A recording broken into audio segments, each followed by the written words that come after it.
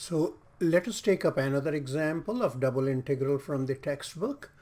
Now in here, of course, we can see first we have to integrate with respect to y, and it's looking like quite tempting to change to polars, but because integral of this with respect to y, even treating x as a constant, is going to take a lot of work, and we don't know how easy it's going to come out, because I'm not even going to try that at the moment. So let's just quickly examine this portion, and we know this, that we are above the y-axis when we are looking at this. So what does this give us? If we square both the sides, this is going to give us y square equals 2x minus x square. So we can see if we move all those quantities to the left, x square and y square, they have equal coefficients. So it's going to be circle, or it's going to be upper half of a circle. So 2x when coming over to the left hand side will become negative 2x. So what we are going to do here is complete the square. Here we got 0. So when we are completing the square by taking half of this and squaring it, we are inserting a 1 here. So let's balance everything by adding a 1 to the right hand side. And then what do you get is, you know, this portion is a perfect square. If you factor, it will be x minus 1 times x minus 1. So we get x minus 1 square, right, plus y square equals 1.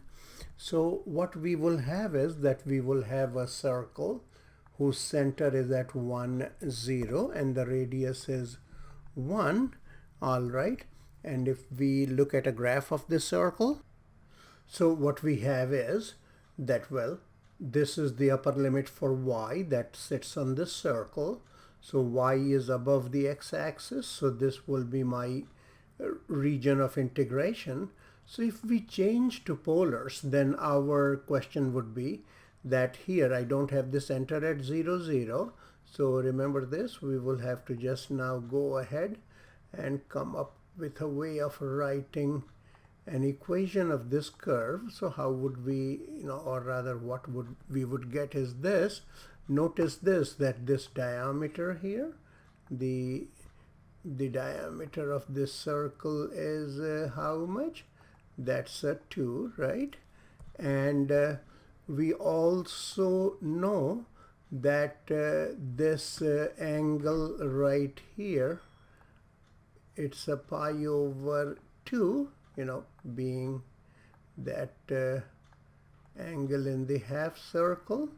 So, and our point P, if I take a typical point P as r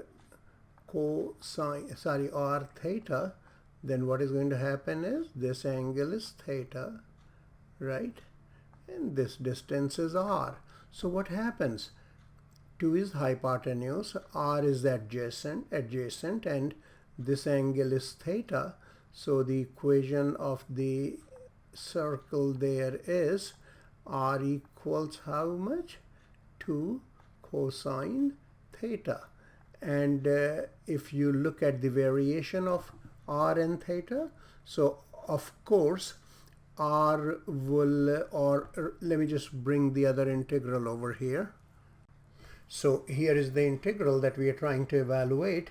So when we take r as, x as r cosine theta, y as r sine theta, then by Pythagorean this becomes an r. All right.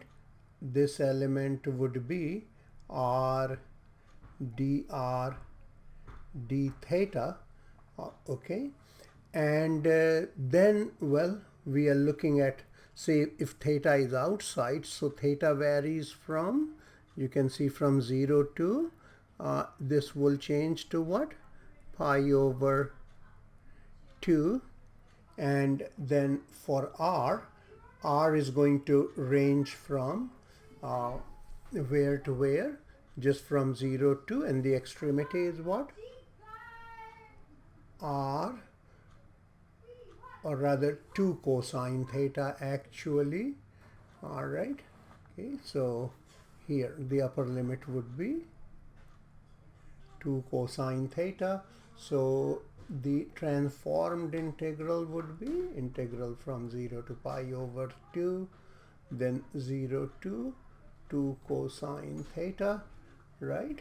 And then we got an r, then r dr d theta. And did I miss something? No, I did not. So this is what we have here. So let's just take it to our notebook and evaluate it. So now let us calculate this double integral, which should be pretty straightforward for us, because if you look at it here, the antiderivative would be r cube over 3, that of r is square with respect to r. Okay, so what we get is 1/3 and then r cubed.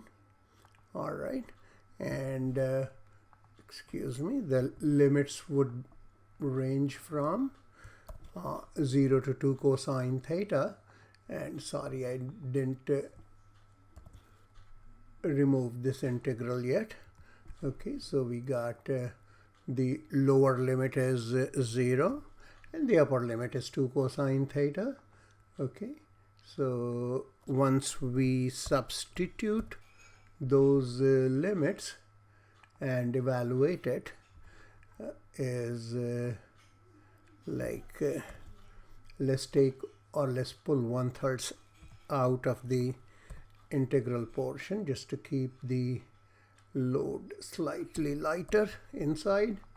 Okay, all right, so what we get then is 2 cosine theta cubed, or 8 cosine cube theta. All right, and the lower limit is r equals 0, so that will simply become 0. So then we have d theta, and we can do this. We can even pull our 8 outside here. Okay, and I'm being a little informal here, that is not writing equal sign, so the quantities that we have here, they are just all equal to each other.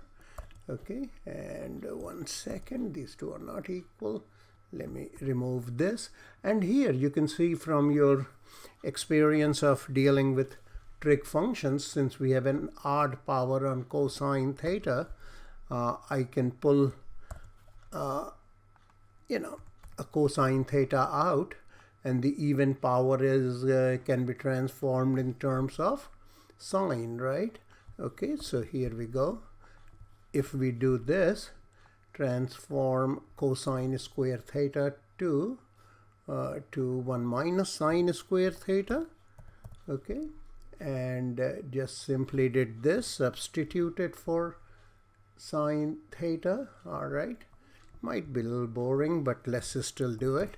So let's do sine theta equals u. So what will happen to the integral? If you look at it, sine theta is u. So when theta is 0, u is 0. When theta is pi over 2, sine pi over 2 is 1. So this simply will be 1. Oops, sorry about that. Okay, let me rewrite it here. Okay, so we got the limits from 0 to 1. Okay, all right, and then sine square theta is simply u squared. Okay, and cosine theta d theta will be who? That will simply be du. So now we are almost done. That is, we have 8 over 3. Then the antiderivative of 1 minus u square would be 1 minus u cubed divided by 3, right? So u minus 1/3 u cube again.